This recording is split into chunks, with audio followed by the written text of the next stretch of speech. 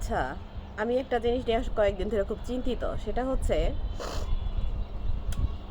হাসিনা রিজিউমের 16-17 বছর আমলে হাসিনা কখনো স্বপ্নেও চিন্তা করে নাই তার একদিন তার সমস্ত গণভবনের রান্না করা খাবার রেখা দুপুরবেলা ভাগতে হইব। আমাদের সমাজ ফ্যাসিজম থেকে মুক্তি পাইছে, সাময়িকভাবে হইলেও একটা বড় ফ্যাসিজমের থেকে মুক্তি পাইছে।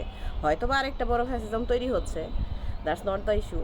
বড় ইস্যু হচ্ছে হাসিনার মতো একটা শক্তিশালী ফ্যাসিস্ট থেকে বাংলাদেশ মুক্তি পাইলেও বাট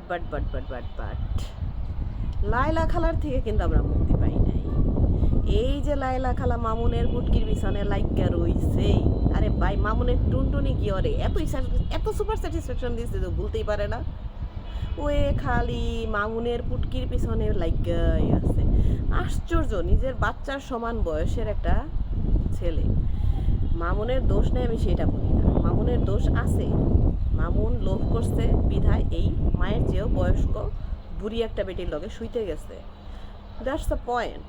মামুনের বয়স কম, ছোট বাচ্চারেও খুব দামি চকলেট দিলে দেখবেন সে আপনি যা বলতেছেন তাই করবে। মামুন তো ছোট বাচ্চাই, তো একটা কিশোর বয়সী পোলা পাই না, আর বয়স কত?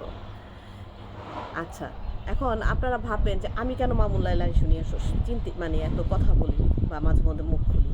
রিজন হচ্ছে এই লায়লার কারণে সমাজে আমাদের মতো যারা মানে মাতৃস্থানীয় যে নারীরা, তারা কিন্তু পথে ঘাটে অপমানিত হয়। কেমনে অপমানিত হয় জানেন?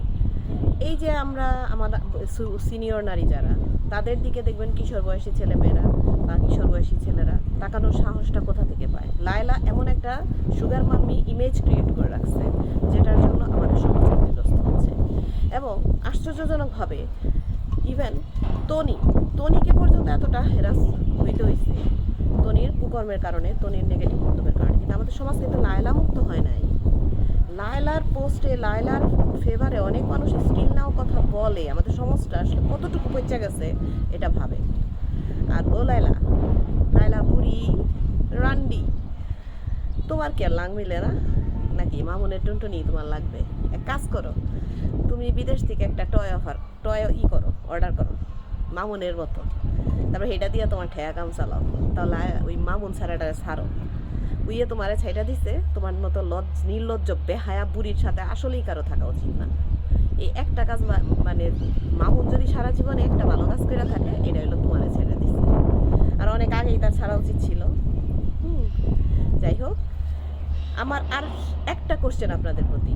এই যে আপনারা সুশীল সমাজ, শেখ হাসিনার চাইতেও কি লায়লা পাওয়ারফুল? আমরা শেখ হাসিনা থেকে মুক্তি পাইছি, লায়লা থেকে কেন মুক্তি পাইতেছি না? কেউ মানে জানান তো।